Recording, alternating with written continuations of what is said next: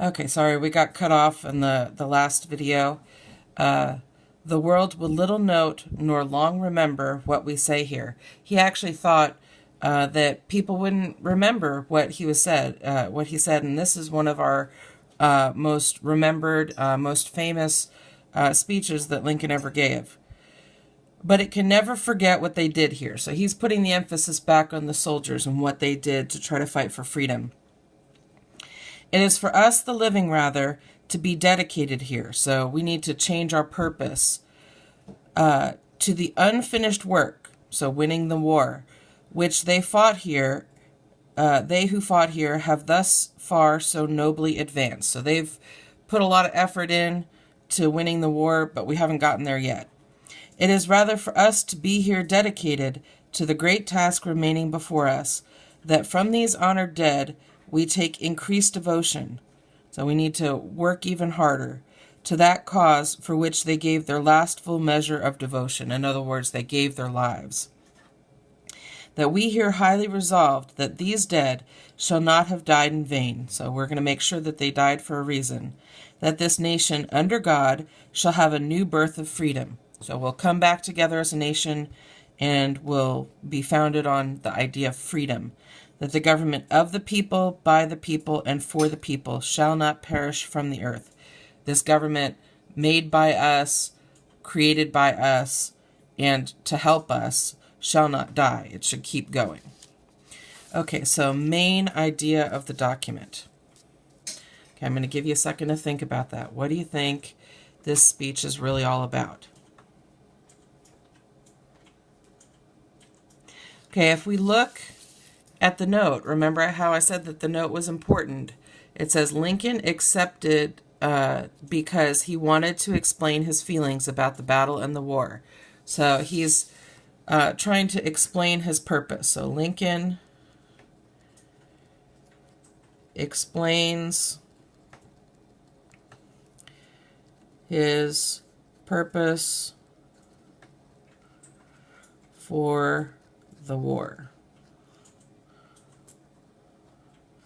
And what does he think the purpose is? What are they fighting for? Ending slavery or freedom. Okay, key quote, image, or data. Okay, well, this speech, like I said, this is a really important speech, so there's a lot of good stuff in here. Let's see.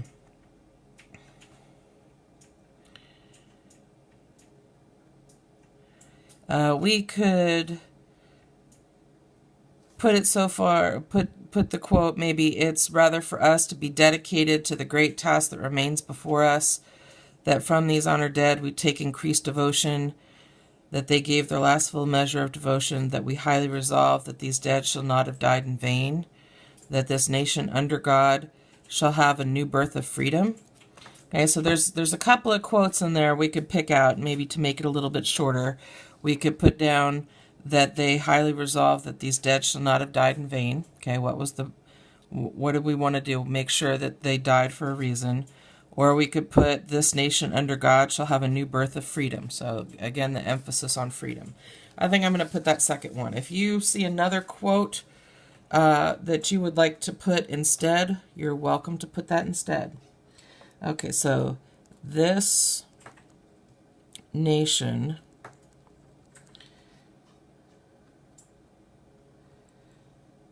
under God shall have a new birth of freedom.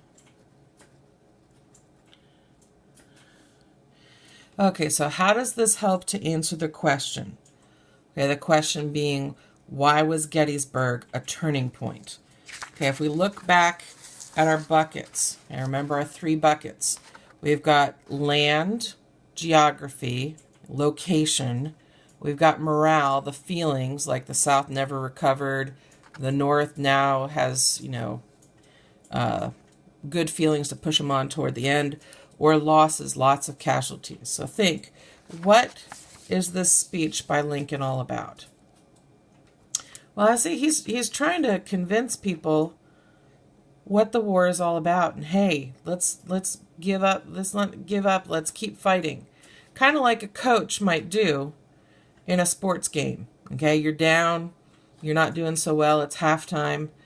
Coach gives you a pep talk to try to keep you going. Okay, maybe we just now had a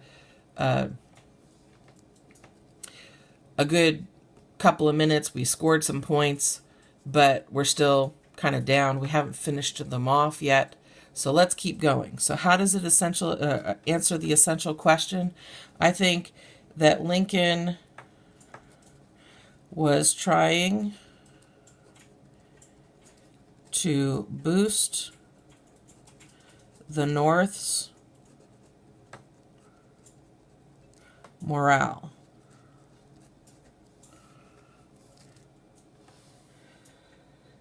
Okay, so we've gotten through the first two documents. We got through the tough ones, okay? We made it through. So now we're on to the last two documents. Okay, you'll see that on this page we've got room for one more document, and then if you look on your next page, up here at the top is your space for your last document. So what I want you to do now in your groups, work together, and I want you to look at the next two documents. So we've got document A, the major campaigns of the Civil War, and it's a map. Okay, a campaign is kind of a fancy word for battle. And then over here, we've got a table or a chart that has some information. Let me just quick look at this with you to kind of preview it for you, and then you're going to look at this on your own in your group. So you're going to do the same thing I just did. You're going to put the document name, so this document A, and then you're going to put where does it come from. So map created from various sources. Okay, what does that tell us? Is that somebody from the time period back in the Civil War? Or is that somebody who could have come later, who took these various sources and put them together? Okay, if you look, the title of the map is Major Campaigns of the Civil War. I see that solid lines means Union campaigns and dotted lines means Confederate campaigns. So if I see a solid line, that's the North moving around.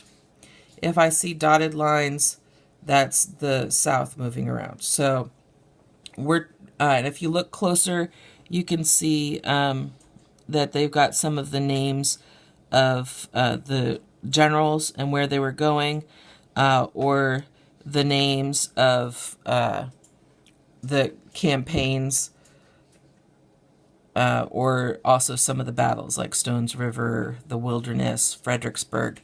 Okay, so what you're going to do with this one, remember that you're putting the document letter, where does it come from, who's the author, where does it come from, what date, is it a primary source or secondary source, main idea of the document, what is this trying to tell us about, and then key quote, image, or data. Okay, now we don't have words here, so we're not going to have a quote. So I'll put document A here. I'm going to cross off quote because you're not going to do a quote.